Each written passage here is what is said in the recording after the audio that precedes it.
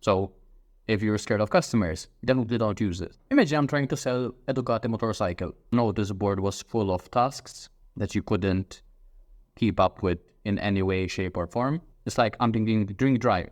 That's the first immediate reaction. Do you agree that mastering human psychology is important in your business? Do you think that copywriting is a born skill or something that you can learn and get better at? Is fear of failure holding you back from innovating the way you write? Exploring copywriting and the message that you're trying to give to your audience is not always easy. It really means that you need to dive deep and see whether the content you are writing actually resonates with the people consuming it. In this video, I'm going to show you some of the best copywriting frameworks that you can use in your content right now to help you connect better with your audience and get them to take the next step you want them to take. Here's a quick personal story. Copywriting frameworks changed my life. Before, when I was working a 9 to 5, I had no idea. I didn't think much about persuasion and influencing people to take the actions that I wanted.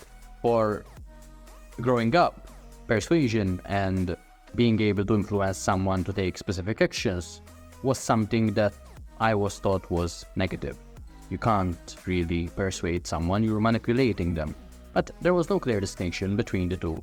At the same time, as I went into my first 9 to 5 job, into my second, third, I realized the people that got further quicker the most were those that were able to share their ideas in a succinct way and convince others to back them up and to get behind their ideas. So over time, I started to understand that being able to use specific ways of speaking to get people to take the actions that you wanted was a very good skill to have. When I started my freelancing career, I realized that copywriting is the way to do it using your words, using the ability to type words onto a computer and get people to read them, consume them, and take the actions necessary. And the good thing is that once you understand these copywriting frameworks, they are universal. They help you get to a deep psychological level and help people take the actions that are in their best interest. And this is how you should use these frameworks. But you might still be thinking, why should I care? After all, I'm just typing words on a screen here. The problem is that if you are overwhelmed with complex ideas in your head and you're finding it difficult to share them with others, or you're struggling with past failures and can't find a way to overcome these failures to move forward, frameworks might be exactly what you're looking for, because they will allow you to follow a proven formula to get the job done. Also, mastering the right frameworks means that you get more satisfaction from the work that you create because you know that you are really helping someone. You can get unlimited inspiration, you can get one idea and share it with others in an infinite number of ways. Number 3, it will allow you to make more money. When you create work that people consume it and want to take the next section, whether that is join an email newsletter, buy a product, buy a service, whatever it might be, you ultimately make more money.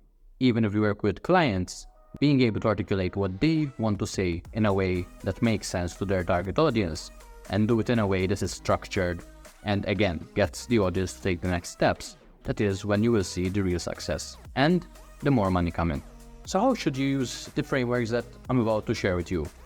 My recommendation is to pick the one or two that you resonate with the most and make that a part of your being. I'm so good at it that when you are expressing yourself, both in your professional and personal life, it becomes almost something that you do without having to think too much about it. Another thing to consider is that, according to research, content marketing is a big thing for many businesses. And when you can combine content marketing with the right frameworks to get people to move to the next stage, that is when the real magic happens. So according to SEMrush, 97% of people that took part in the survey said that content marketing is part of their marketing strategy. No surprises there. 55% said that quality content made them successful. There's also SEO optimization, which I'll get to in the next video. There's also 41% that attributed their success to creating video content, website optimization, 35%, etc. Blog posts, success stories, case studies. So as you can see, content is a big part of successful brands. And when you can create the right content that speaks exactly the right way to the target audience, That is magic. And copywriting frameworks will help you do just that.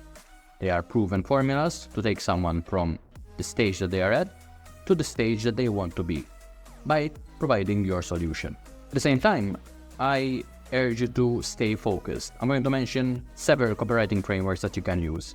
Being focused and choosing the ones that make the most sense to your specific situation is important.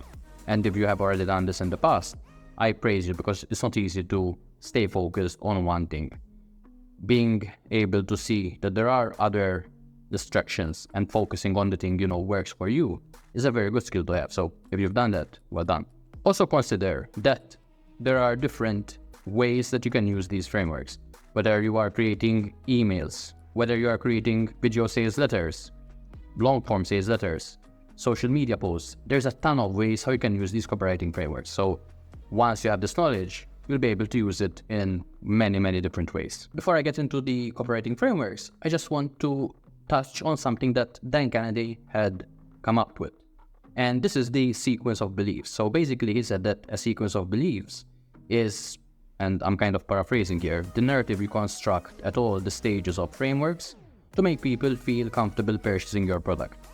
So at the different stages of these frameworks, they all have multiple stages, you are essentially constructing a story to help people get over the belief that they have now and get to the belief that they need to have for them to take the next action. For example, someone decides that they are in pain in the situation that they are in. They have to wake up every morning, they hate it when their alarm goes off, and they also really hate the commute to work. Once they get there, their boss is annoying, their co-workers are never interesting, and they're just sick and tired of the 9-to-5 grind.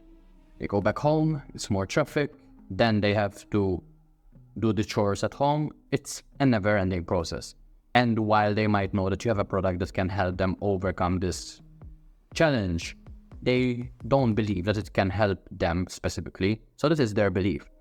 Through the copywriting frameworks that I will be discussing, you need to give them that new belief, or rather you need to replace their current belief with a new one that makes it clear that your product can actually help them. So this is the sequence of beliefs. What needs to happen for the person consuming your content to get to their current beliefs and replace them with new beliefs that serve them, but also serve you, in the sense that when they have these new beliefs, it's obvious that your product, your service can help them. So think about this sequence of beliefs as you are watching and going through these frameworks. In the description, I'll leave a link to a video that goes a bit deeper into the sequence of beliefs. Okay, let's get right into the copywriting frameworks. The first one is the AIDA framework. And you might have heard about this many times before. And as I was researching for this video, I came across this joke. Super cheesy. Why don't copywriters play hide and seek with AIDA or AIDA? Because good luck hiding when AIDA always captures your attention first. I know, super funny, super cheesy. Anyway, so the idea here is that you first capture attention, you maintain their interest, then you build up their desire, and finally, you get them to take action. So here's an example of a company that uses AIDA in their business.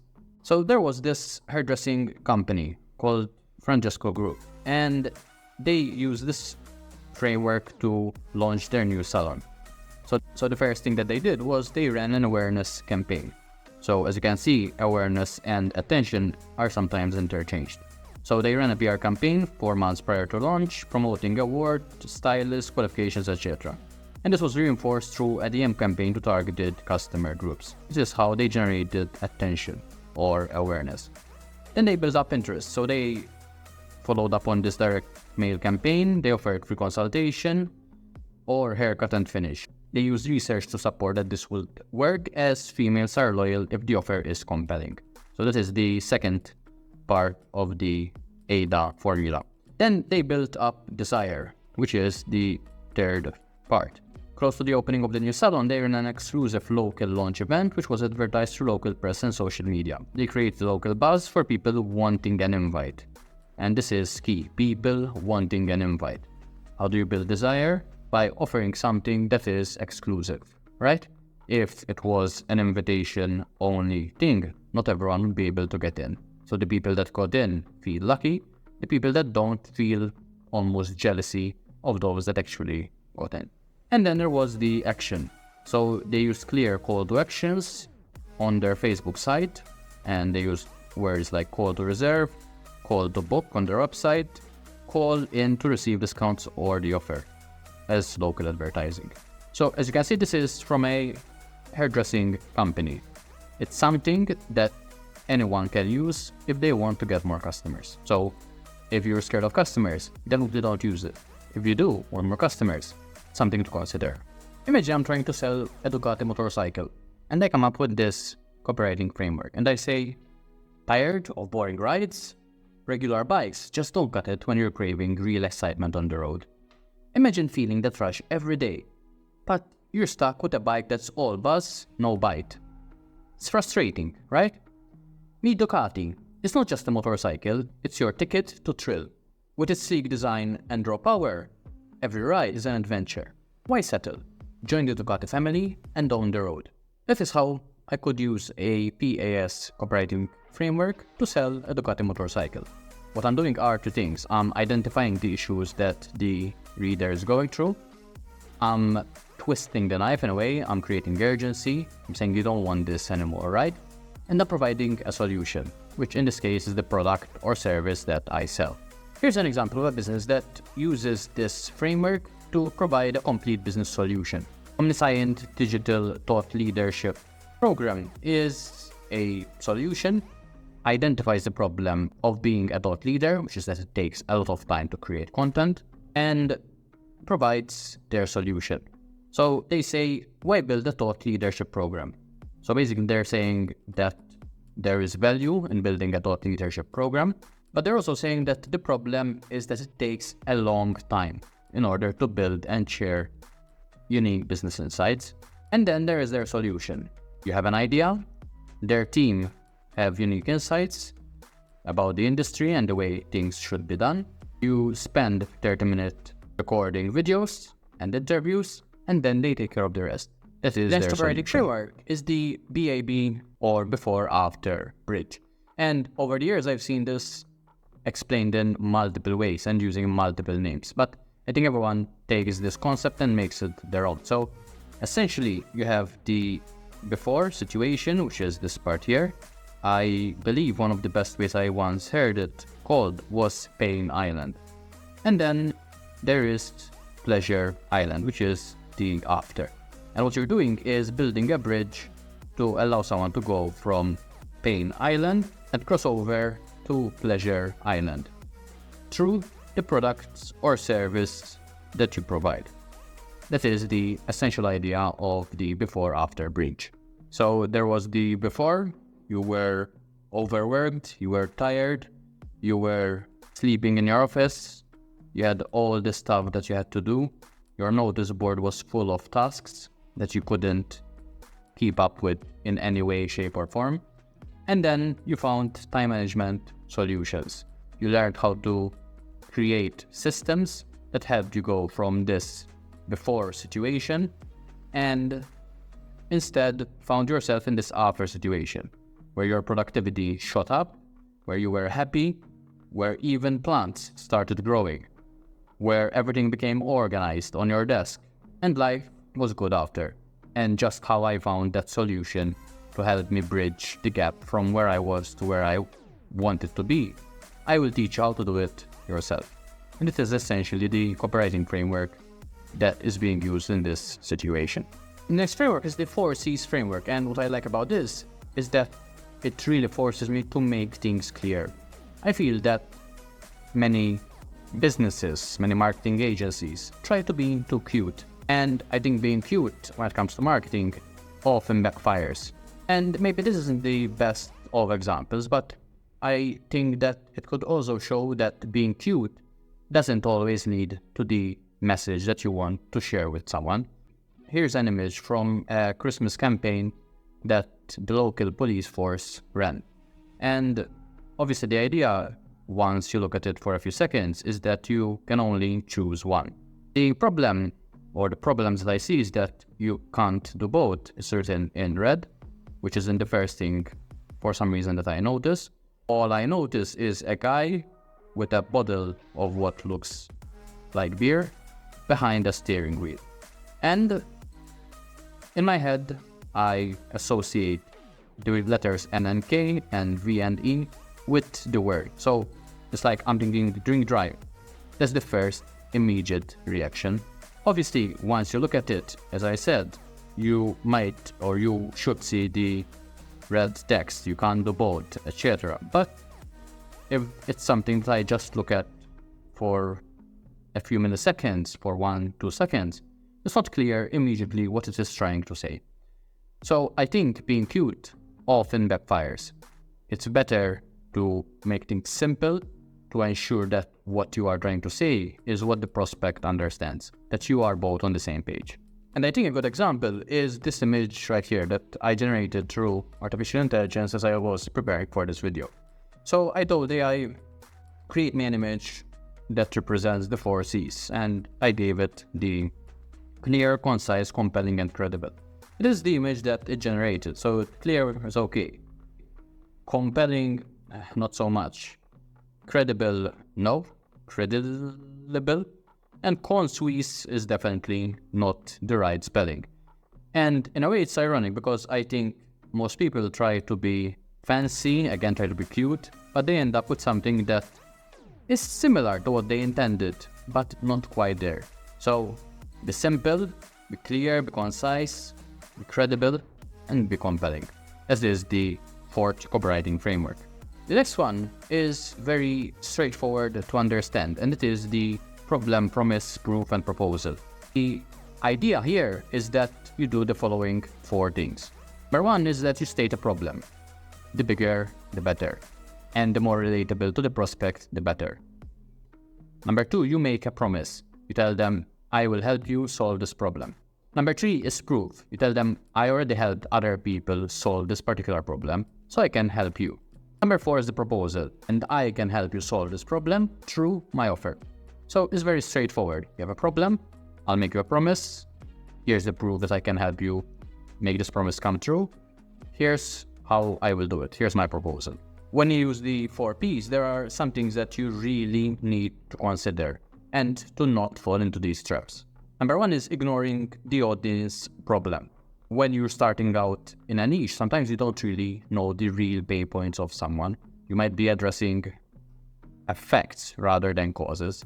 So being very direct, being very thorough, doing your research and understanding what the real problem is very important because it is the first step when using this copywriting formula. Number 2 is overpromising. You don't want to promise something that you can't deliver on. It should be the opposite, in fact. You underpromise and overdeliver. Or you need to be able to meet the expectations that you promise. So don't overpromise. Number 3 is weak proof. You don't want to have proof that doesn't leave the audience wanting to know more. In marketing, having solid case studies and showing what you've done, the results you've brought to other people, is a very good way to get other people's business. And this is very true in this case. Your proof needs to be undeniable. The more, the better, and the higher quality, the better.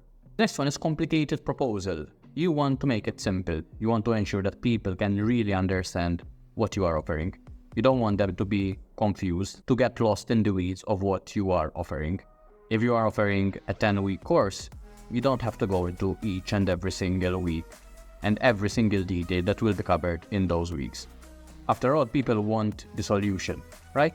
So tell them what they will get, what they will be able to solve, and associate that solution with your product. Number 6, in the list of copywriting frameworks is the star story solution.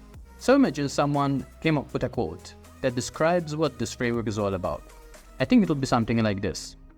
Like a meteor shower of motivation, the star story solution framework showers its audience with sparks of inspiration, turning the ordinary pitch into a sky filled with the extraordinary light of possibilities. I just invented that. Or rather, I used AI to invent that. But I think it's pretty accurate because you want to spark inspiration and make something extraordinary. or turn something ordinary into extraordinary. How does that relate to this copywriting framework? This involves having the star of the show. It's great if you're going to promote yourself or a client as the person that provides the solution to the problem the people are facing. The star has a particular backstory, so you need to really dive into what the star was going through before they had this star status, their problems, the challenges they faced, and how life basically sucked. Then you're going to show how they overcame that sucky life, and how they started living a great life through the solution that they found. So it is very similar to the before-after bridge, but here the focus is on a particular person or a business or an entity that is the star of the story. For example, let's say that we have Sarah, who couldn't become pregnant. She tried everything. She traveled to multiple specialists abroad, but it was impossible, or so she thought. Until one day, she heard of this remote village in Eastern Asia, where people were apparently finding the solution to this herbal tea that they were drinking. She traveled there, even though she was very skeptic about the whole situation. On the way, she missed her flight, her luggage was stolen, and she was very close to giving up. But she knew that it was her only chance to make it work, and she really wanted to get pregnant. So she faced the obstacles, she braved through them, and finally she found herself in Eastern Asia. She met this special monk who told her about the origins of this potent tea. He informed her that once she took it, there was no turning back. But she really wanted to do it. She took the tea, and it felt like nothing had happened. So she went back home very disappointed. But the month after, she realized that something was different. And you can keep going with the story, right? It's a very story-based kind of framework to allow you to create a story, a narrative around the main star, and tell the story of how this person went from the before to the after state, and how you now have the solution to help the reader do the same. Number 7 is the features, advantages, and benefits. So in my early days, when I started out as a freelancer, I was really a fanatic of features. And I loved to explore every single thing. And as a person, I'm a very logical person. So if you tell me, okay, there's this motorcycle, right? You can go from 0 to 100 in 2.8 seconds. It's 120 kilograms in net weight. The rear tire is 190 centimeters. I don't know, it has crash protectors. The engine is air-cooled. I'm just coming up with stuff. There's an integrated brake light and indicator. So these are all features of this motorcycle, right? As a nerd in the subject, I like those features. But the problem is that many people are not nerds. And that is said in the best possible way. They're more interested in the advantages and the benefit that something will bring them. So they're not really interested in the wheelbase of this motorcycle, or how heavy it is, or anything else in particular. They're more interested in the benefits that those features bring them, right? So it can go from 0 to 100 in 2 seconds, which means that you'll be sprinting down the road while everyone turns around to look at you as you drive by. The taillight is integrated, which means that it's more aerodynamic and means that you can also drive faster. But what I'm doing is taking the features and turning them into benefits. Let's say that I'm selling a course that teaches persuasion skills. That is a feature, right? What are the benefits of that? So what are you able to do once you have these skills? You'll be able to sell anything to anyone. You'll be able to build their relationships. You'll be able to have more confidence. You'll be able to achieve social influence. So these are kind of okay benefits, but nothing to write home about. We can also go one level deeper. So I can say the following. Instead of sell anything to anyone, I can say you'll be able to connect with everyone, with specific people on a deeper level, and build loyal customers. So this is one thing I can say. Instead of saying you can build better relationships, I can say you'll have relationships built on trust and emotions. So people will always believe what you say. Instead of saying have more confidence or achieve social influence, I can say you'll be able to succeed in any social situations you previously failed, while at the same time understanding group dynamics. So this is one level deeper. And obviously, depending on the product that you're selling, you can keep going even deeper. Here's a few examples of specific FABI copywriting framework in action. In this case, this is for a children's clothing brand. So the features are organically grown cotton without bleach and non-toxic printing. The advantage is that it's a good fit, it's seamless, it's hypoallergenic, and it's suitable for repeated washing. So good advantages that the features bring. But the benefits are that it's durable, it's high quality, and it's wear resistant. I would even go a level deeper if I were doing this in real life. So why is this a good thing? So this means that you won't have to keep buying new clothes every single year. High quality means that your child won't get any rashes or anything that they could be allergic to. Another example, software application. So here's a FAB statement for newly developed software. Features: application allows team members to communicate via text messages, video calling, or voice recordings, and integration with other applications as possible. The advantage is that it is safe to use, accessible, and easy to update. Benefits: streamlines communication and error-proof. I feel this is way too superficial. What does better communication, streamlined communication give you? What does error-proofing give you? So streamlined communication, everyone on your team will be happy, there will be no workplace disagreements, people will get on board easier, the work will get done on time every time, and it's error-proof, so there will be no mistakes, client won't be disappointed, your company will never lose money. So I feel that this can go much deeper than it does when it comes to benefits here. In this final part, I'm going to speak about how to avoid common mistakes that people make when it comes to using copywriting frameworks. So by not falling into these traps, you'll be able to really connect your audience and have a better message overall. Number one, overcomplicating the message. We've already spoken about this. Keep things simple. The more complicated things are, the more words you need to use to explain a simple concept, the higher the chances that someone will just tune out or get you wrong. Not something that you want. Number two is ignoring your audience knowledge level. If you assume that they know too much, you'll come up with a message that is too complicated. If you assume that they know too little, you'll be speaking in a language that they think is not for them. So never assume, know your audience, and use that knowledge to create the right words, to use the right framework to address your audience. Number three is overhyping your products or solutions. In a world where everyone is shouting louder, it's difficult to shout even louder for you to stand out. Instead, having the right marketing and the right product that actually delivers on your promises is the key to long-term success. Number four is forgetting to guide the reader. Many of these frameworks have the call to action at the end, which is the action, the purchase, whatever you want the reader to do next. However, this should be something that happens by default, that you do automatically as a marketer. You always want to guide people to the next step. If someone is still at the beginner stage, your job is to tell them about the problem and the consequences of not dealing with that problem. If they are already at the stage, your job is to tell them about your product and how it can help them overcome that problem.